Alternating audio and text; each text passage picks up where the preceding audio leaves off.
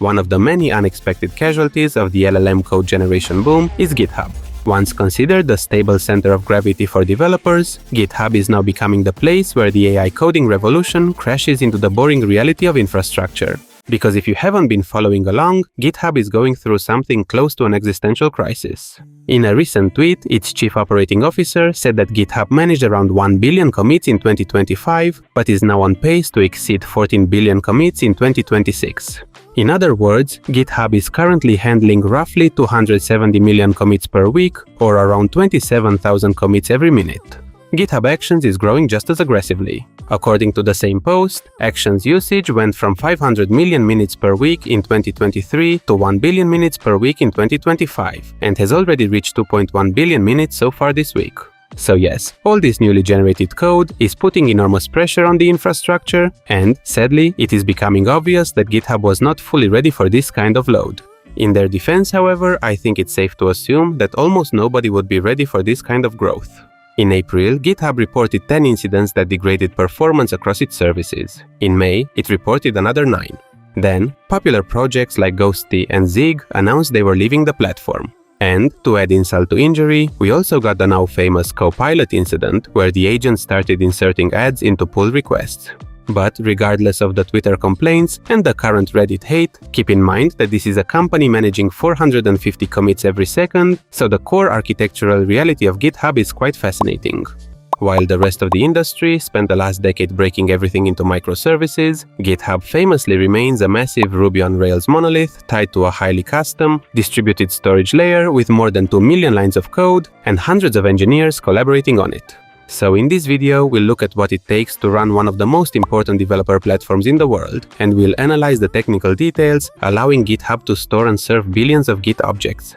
We'll start with a quick history lesson, because GitHub is actually an amazing entrepreneurial story. The company was started back in 2008 as a website built around the idea of making Git easier to use socially. For those not lucky enough to be involved in software in the early 2010s, there was a time when developers were actually collaborating and talking with other developers instead of orchestrating swarms of soulless agents.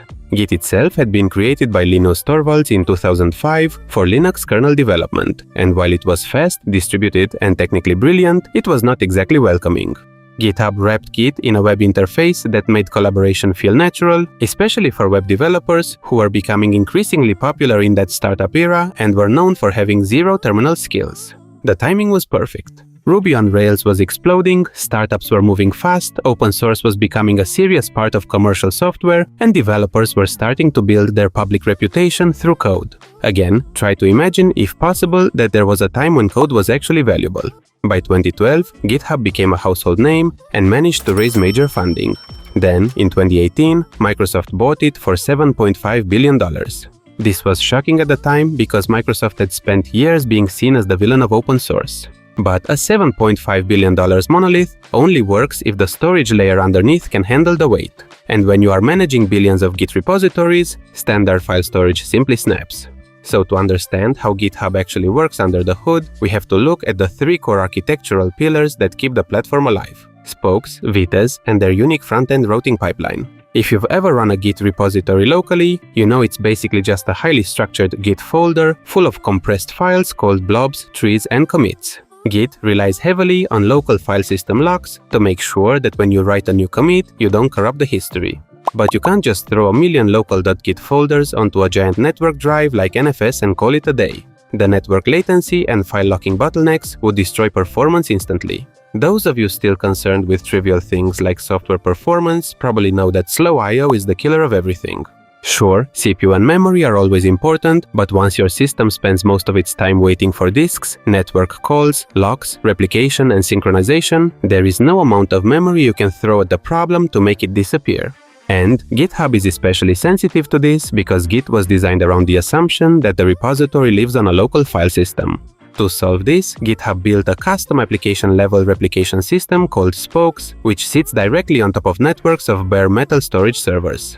When a boring human, or more likely a very capable 10x productivity achieving agent runs a git push, Spokes intercepts the request and acts as a routing layer that knows where every repository lives. Then, instead of writing to one disk, Spokes stores each repository across multiple servers with at least 3 replicas. When a push happens, the change is sent to those replicas at the same time, and Spokes only confirms the push after a majority of them agree that the write was successful. So, with 3 replicas, GitHub does not need all 3 to be perfect. 2 healthy copies are enough to keep moving, while the broken or outdated copy can be repaired later. This lets GitHub avoid relying on traditional network file system locks or low-level disk replication. It can serve reads from healthy replicas, isolate writes to the specific repositories being changed, and make sure that one heavy automated loop hammering a single repository does not bring down an entire file server.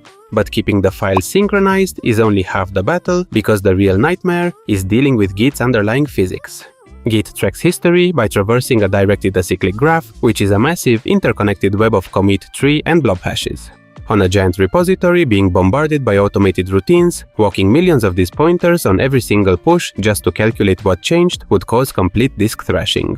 To stop the CPUs from choking, GitHub engineers pioneered Reachability Bitmaps, where, instead of walking the graph linearly, GitHub pre-computes the entire repository history into dense bitmaps, which are essentially long strings of ones and zeros held in RAM. This turns a grueling multi-minute disk traversal into a lightning-fast bitwise math operation in memory that resolves in milliseconds.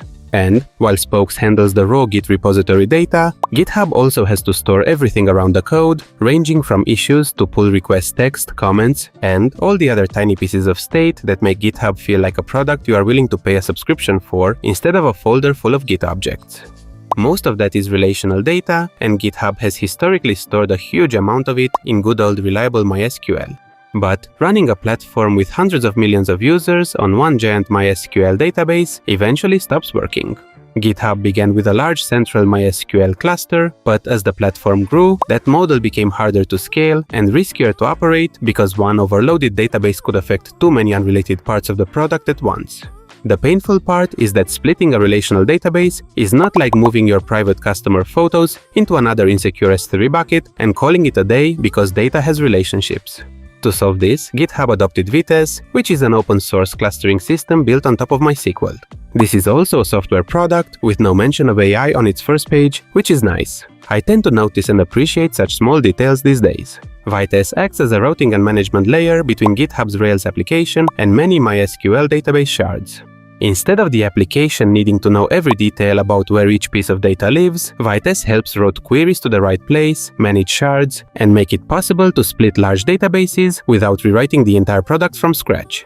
It's important to note that Vitess does not magically make relational complexity disappear, but it gives GitHub the machinery to shard MySQL, route traffic intelligently, and keep the system from being limited by one enormous database cluster. The final piece of the engineering puzzle is how GitHub actually displays this data to you in the browser. Generating a clean, interactive diff for a pull request that changes thousands of lines of code is actually a massive computational bottleneck. While the rest of the tech industry went all in on heavy SPAs, GitHub realized that shipping megabytes of JavaScript to a user's browser just to render text lines was incredibly inefficient.